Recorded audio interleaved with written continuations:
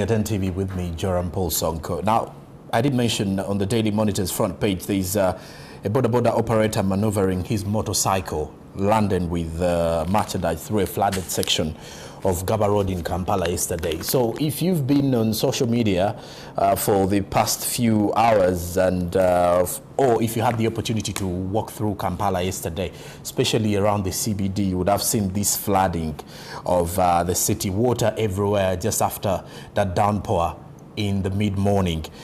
But we're going to have a conversation related to climate change, related to the environment, not so much into the floods though, but when you look at the air quality degradation in Kampala, it is also raising concern. In fact, fine particulate matter, the PM 2.5, which poses serious risks to human health, often exceeds the recommended international safety standards, particularly in the busy areas of Kampala and those that are more congested in terms of traffic. Air quality in Kampala now has become an increasingly urgent public health and environmental concern for a number of people, especially those into the environment and those in matters climate change. Now, with an initiative to improve air quality in the capital, we have a walk and we want to expound on this particular issue. My guest this morning is Hussein Katomatovu, who is the founder, Orenu Green Resources. Is also from the Rotary Club of Environment and Climate Action. Is it the same word? Yeah.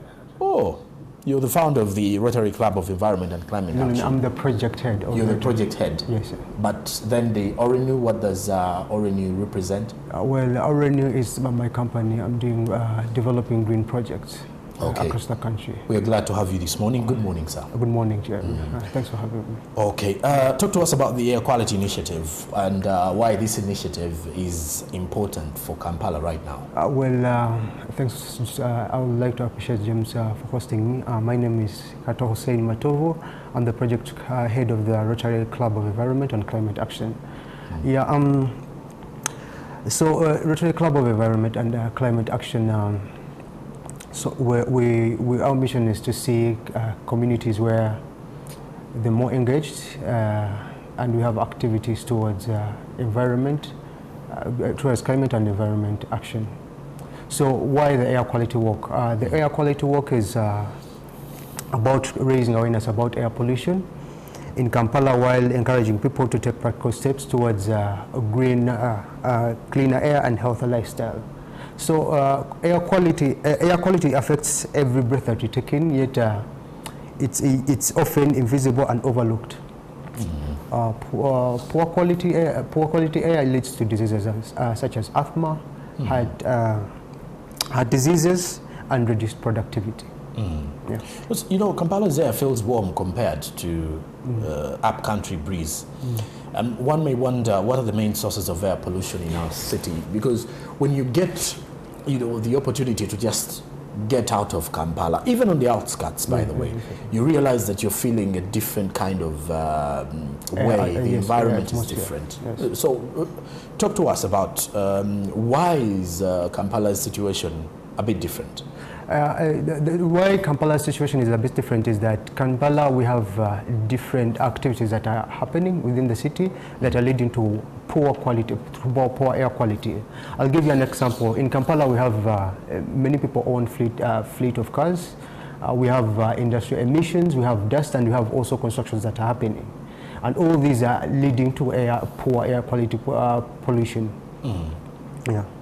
And do you think the challenges, we do not know that this is leading to this air pollution? Because we've gone through school and we've been talking about all of these things and what causes air pollution, and then we talk about industries, we talk about chemicals that are released into the air and all of this. Do you think it's a sensitization issue? Is it a deliberate thing? Is it because people really don't care? What do you think?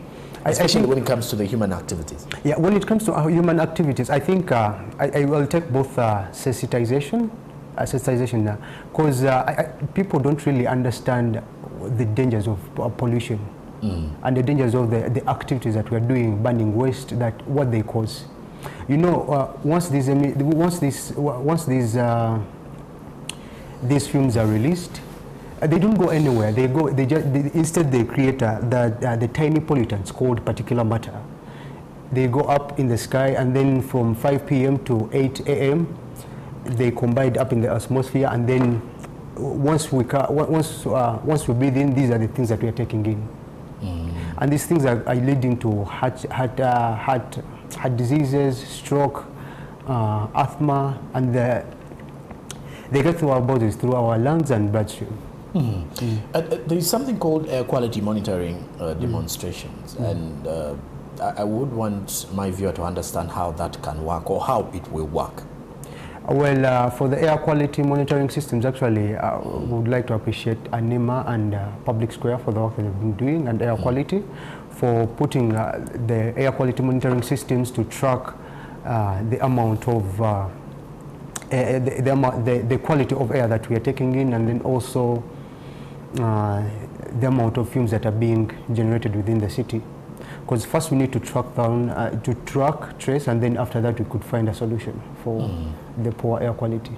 So what is your sample space? I'm not getting your question. No, like what is going to be your sample space of monitoring, especially when it comes to the demonstrations? Are you only going to be looking at the Kampala area alone, or you would also stretch to areas with industries? Well, yeah, actually, we are doing the work. That's what we are going to be doing. We want to demonstrate how the monitors work. We shall move to areas that have poor air quality and areas that have good air quality. Yeah, and this will be real-time data. Okay, and when you look at the impact of this event, what will it have on the community? Let's start with that. Yeah, actually, that's a very good question. When it comes to community, at first we're going to have a very good high-quality data that would be used in to bring in more policies that could guide on high-quality air.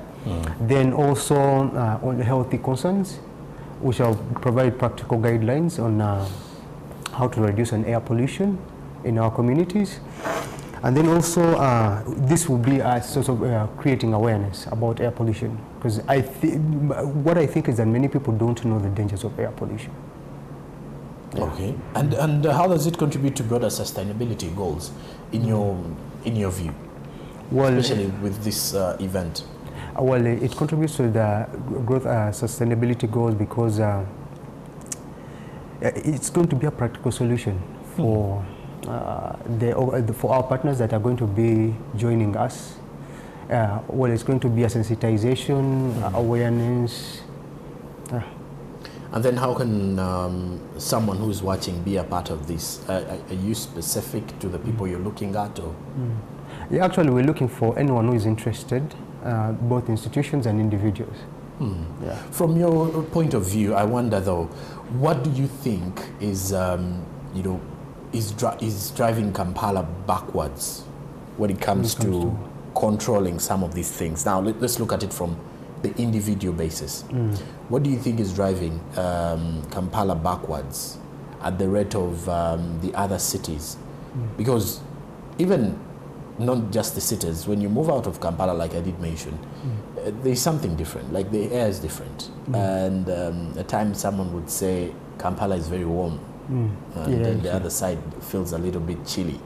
So why, what is dragging us behind? One of the things that is dragging us behind is that they've been consistent cutting down of trees, yet emissions are increasing. Yet trees actually would have supported in tracking down these emissions that are being produced by industries and fumes. And there's also much, Kampala is highly populated compared to other areas. So, and Kampala has many activities that are happening within that are leading to air pollution. So how do you come up with such an idea as an individual? Let's start from there as well. You as an individual, is it the fact that your career is situated in environmental issues, environmental studies, or it's a passion or something? Is it a concern that pushed you into such initiatives?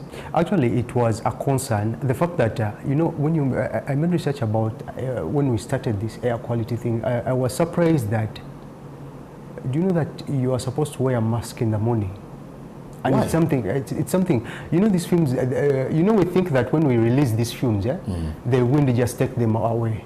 But it doesn't. Because let me tell you, the only time I get to wear a mask is if I'm in a dusty area or if I'm having a cold and I do not want to, you know, spread the flu to somebody or maybe cough in public or something like that. And the first time I ever got to use masks, I think it was during the COVID-19 pandemic. Yes. So if you tell me that I'm supposed to wear a mask in the morning, I'll ask you why. You know, when starting from 5 p.m. to 8 a.m., after these emissions have been released in the environment, they actually collect up with, then the dew that you see up, it collects these emissions. Once you're breathing, they take in these you can breathe in these particular matters that could lead to strokes, heart diseases, and other bloodstream diseases that you really don't understand. This is why you see random death. Actually, 3 million people worldwide, according to WHO, have died premature death because of poor air quality. Yes. Interesting figure. I still want to understand though, because this is a very interesting thing, and I've come to realize we're all supposed to be held accountable. What can we do as individuals, especially when it comes to the way we handle ourselves within society, to ensure that we are not polluting the air, we're not polluting the environment? What are the steps we could do, however small they are? Yeah, however small, first step is that we need to get used to walking, leave our cars behind, and we get to, Rwanda has done this. They have a month where they all walk. And then also we need to stop burning trash and rubbish, internal using of charcoal. Actually, charcoal is also dangerous because it also creates those particles. Then also planting trees, because planting trees helps to trap these PMs. And then for factories, at least they could set up standards on how they emit these their pollutions from the environment. Maybe lastly, have you got the opportunity to hold conversations or partnerships with some of the private sector players, especially industries, because they emit a lot of these gases into the air or chemicals into the air? And have you got to interact with any? Have you had proposals of how best you could work along with this initiative? Yes, that's actually a very good question. That's why within our work while we're doing the monitoring with these areas that are industrious, we're providing real-time data to support them on the guidelines on how they could reduce their emissions. Okay. Yeah. So you've been having conversations. Yes, exactly. Because you've talked about the government, you talked about NEMA, and then how impactful they've been. So I wanted to hear how the private sector players have been on your side of things. So and actually, they're willing to comply to supporting the air quality.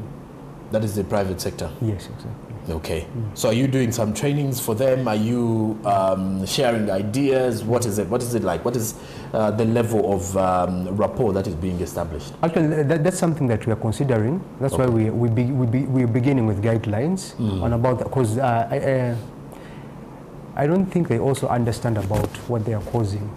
But if you can guide them on better practices on better practices on air quality, they would probably come on board for guidance. Oh, okay. And air quality in Kampala has become an increasingly urgent public health and environmental concern. So if you are watching us this morning, you can play your part by doing the necessary things. He has actually shared that one, what we could do personally is maybe get used to walking, less driving, more walking, or maybe balance the two. Talking about clean cooking, and of course these initiatives have also been there. Clean cooking, transition from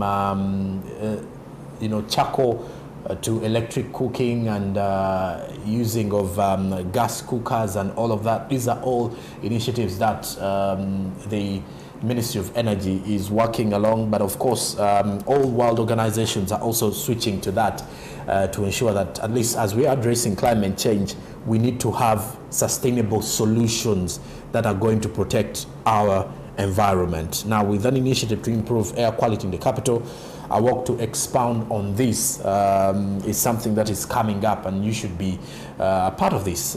My guest this morning, Hussein Katoma Tovu. Thank you again, Hussein.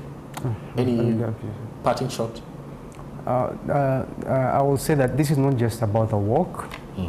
It's about creating awareness and then also creating steps towards a greener health environment. Right, from the Rotary Club of Environment and Climate Action, you said. Exactly. Hussein Katoma Tovu has been with us here as we are talking about air quality degradation in Kampala. We have more conversations coming your way here morning at NTV. The same hashtag on X to join us and be part of our conversations. Stick around.